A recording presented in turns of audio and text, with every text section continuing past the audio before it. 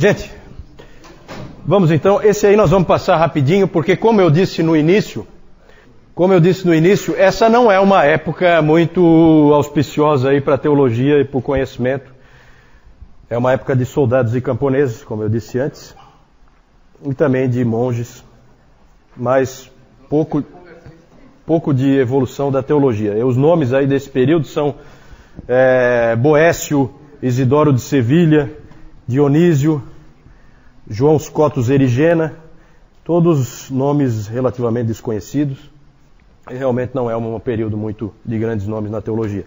Por que conhecimento e teologia? Conhecimento e teologia porque essas duas coisas nesse período andam juntas. Tá? Não existe conhecimento sem teologia. Essas coisas andam juntas, não é separado, tá? Nesse período. Vamos falar só rapidamente desse Isidoro de Sevilha. Não é lá um grande teólogo, mas o livro dele, o livro das sentenças, ele foi bispo de Sevilha.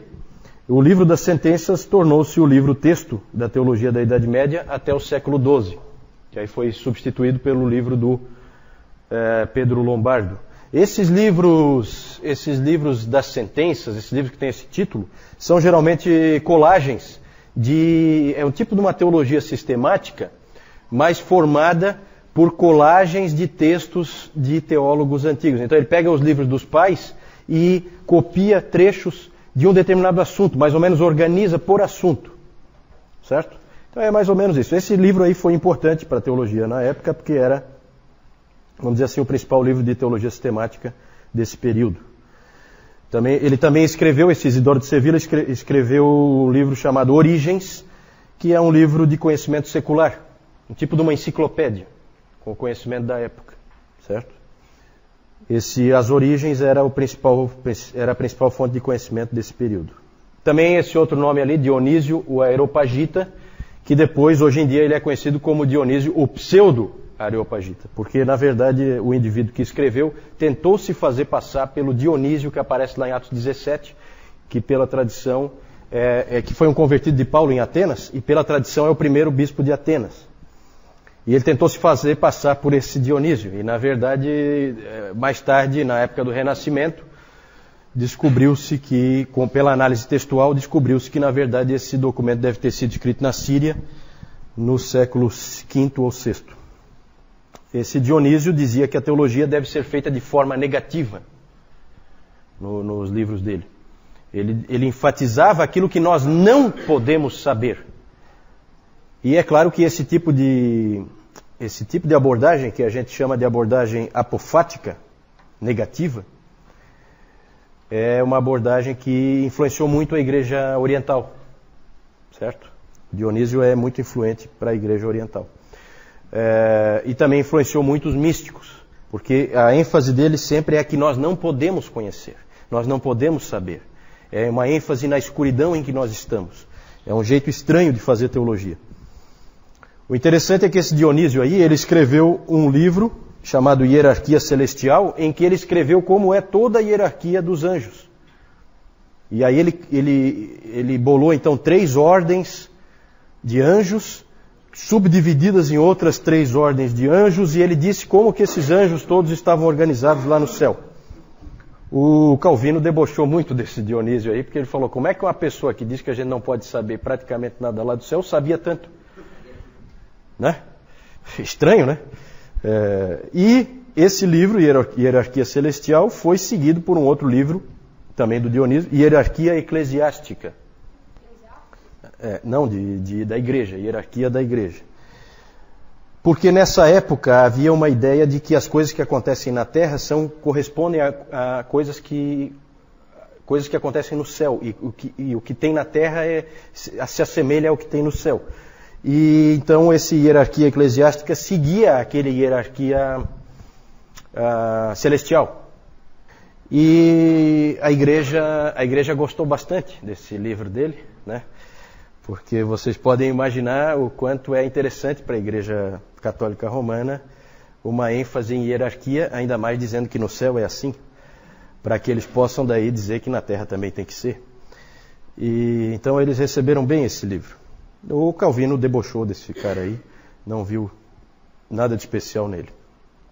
Nesse período nós temos alguns importantes movimentos educacionais, centros de conhecimento. Já falamos da Irlanda como um grande centro de conhecimento, com aqueles monges copistas aos montes, estudando muito. E um muito importante é a cidade de Aachen, que existe essa cidade até hoje, fica na Alemanha, na fronteira com a França, bem na fronteira com a França, e era a capital do Carlos Magno, a capital do Império Carolíngio. E lá nessa cidade, o Carlos Magno, que não tinha muita instrução, ele não era de maneira nenhuma um intelectual, nem nada disso, mas valorizava muito a educação e o intelecto. Então ele trouxe um sujeito chamado Alcuino, ele trouxe de York, na Inglaterra, um indivíduo muito inteligente, e ele foi o reitor da Aula Palatina. Aula Palatina significa escola do palácio. Então no palácio do Carlos Magno funcionava uma escola, um tipo de uma universidade, vinha gente do mundo inteiro estudar ali, com professores que tinha ali. Os professores sempre são monges, certo? Sempre são clérigos, normalmente monges. Esse aí nós vamos ver bem rapidinho esse ponto aí do conhecimento de teologia, porque realmente não tem muito o que dizer. Mas é interessante para nós alguns debates teológicos que aconteceram, principalmente mais para o final desse período de 500 anos que a gente está vendo agora. O primeiro é o debate sobre a ceia do Senhor. Foi um debate entre dois monges de Corbe. Corbe era um dos centros de conhecimento do Carlos Magno, que o Carlos Magno tinha estabelecido, certo? Era comum os centros de conhecimento serem sempre vinculados a mosteiros. Então já é junto ali, você tem o mosteiro, os monges, os melhores monges são os professores, eles ensinam os outros monges e ensinam também estudantes, certo? É o princípio das universidades, certo? Ainda não são universidades, mas está começando. Sempre primeiro nos mosteiros e depois nas catedrais. E também no palácio, no caso do Carlos Magno. Lá em Corbe, nesse mosteiro, na França, houve esse debate entre dois monges. Radberto, e o nome de um era Radberto e do outro era Ratramno. Acho que não tem ninguém com esse nome aí não, né?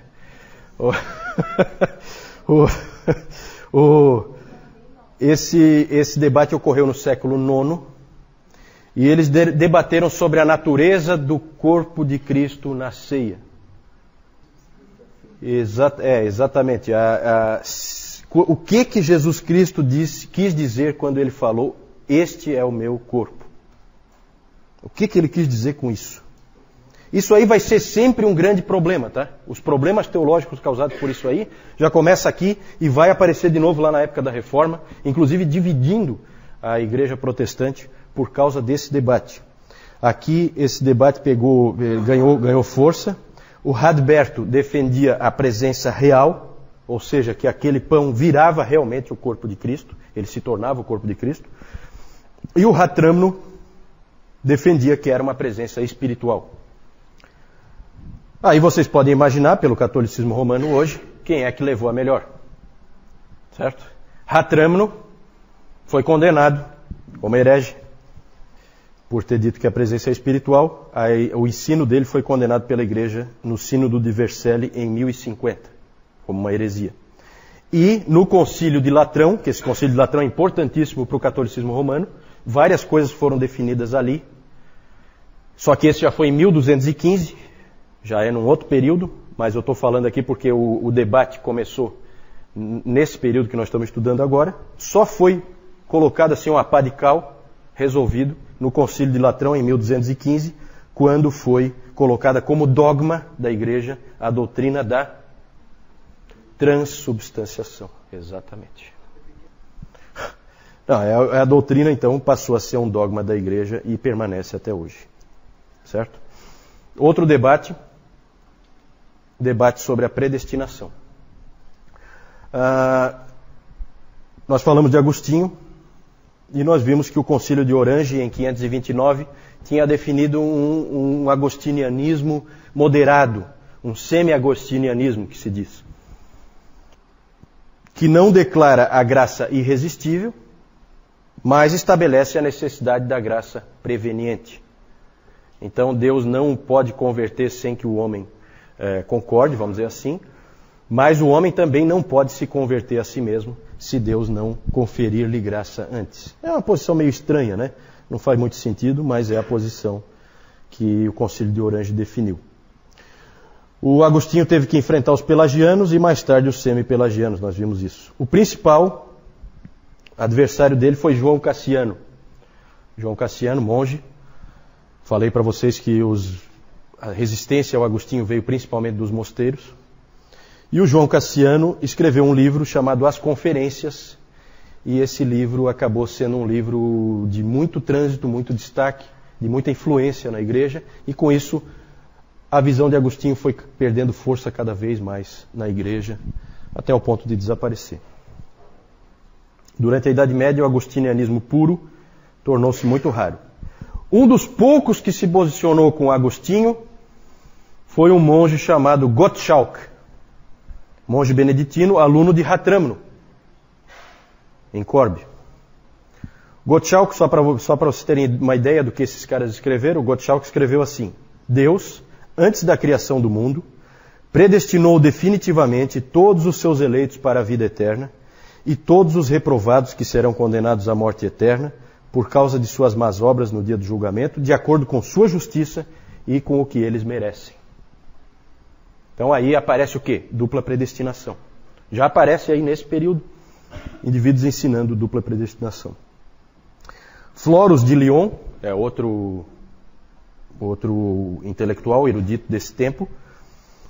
Ele apoiou Gottschalk e escreveu assim: nenhum dos eleitos pode morrer por causa da dureza e impenitência de seus corações. Nenhum dos reprovados pode ser salvo. Também ele defendeu a mesma doutrina que o Gottschalk defendia. Os dois não defendiam eles defendiam que há predestinação para o céu e predestinação para o inferno, mas não para o pecado. Nenhum deles queria colocar Deus como o autor do pecado. Nenhum deles foi longe a esse ponto. Mas a gente vê aí, nesse período, já aparecendo dupla predestinação, graça irresistível, expiação limitada. Tudo isso já estava presente nos escritos desses teólogos da Idade Média, certo? É claro que para a igreja isso aí era uma bomba. E o ensino deles foi rapidamente condenado. O Gottschalk foi expulso da ordem, foi torturado, açoitado e jogado para apodrecer na prisão. Passou os últimos 20 anos dele de vida na prisão. Na verdade, a luta entre o agostinianismo e o pelagianismo é recorrente na história da igreja. Ela sempre aparece de novo. E o professor Calhoun diz que o pelagianismo é a heresia persistente na história da igreja. É a que nunca morre. Está sempre presente, sempre aparece de novo. Certo? João. Naquela primeira figura ali embaixo, nós vemos ali um monge ensinando lá as crianças. Era uma aula realmente, os monges estavam dando aulas. Aqui, nós vemos aqui os monges, eles trabalhando na agricultura, eles plantavam aquilo que iam comer e muitas vezes eles também ajudavam os mais pobres com aquilo que eles faziam. Aqui, tá. É aquela parte ali onde ele está fazendo a distribuição para os pobres. E aqui nós vemos os monges fazendo cópias, os copistas. Isso aqui a gente vê muito, quem assistiu aquele filme ou leu o livro O Nome da Rosa, de Umberto Eco, a gente vê muito essa parte aqui dos copistas ali. Eles passavam dias e dias em cima daquelas escrivaninhas ali, fazendo cópias das escrituras. Aqui só eu quis colocar ali Isso aqui, olha só, gente, que interessante. Ali que o João mostrou, né? Ali pela roupa dá para ver que é um monge dominicano. Depois nós vamos falar deles, ó. E as crianças aprendendo com eles. Né? Isso é típico, tá? Isso é típico nos mosteiros é que se aprendia o conhecimento, tá? E lá os monges beneditinos trabalhando lá em cima, naquela ideia do Benedito, lembram? Da regra de que você ora, estuda e trabalha. Teologia e conhecimento em geral. Essas coisas andam juntas, né? A teologia e o conhecimento, eles andam sempre juntos. Tanto que os monges, eles sabem as duas coisas. Nós vimos ali o Isidoro de Sevilha. Ele escreve um livro de teologia sistemática e uma enciclopédia. É a mesma pessoa que conhece as coisas seculares e as coisas da teologia. São as mesmas pessoas. São os monges.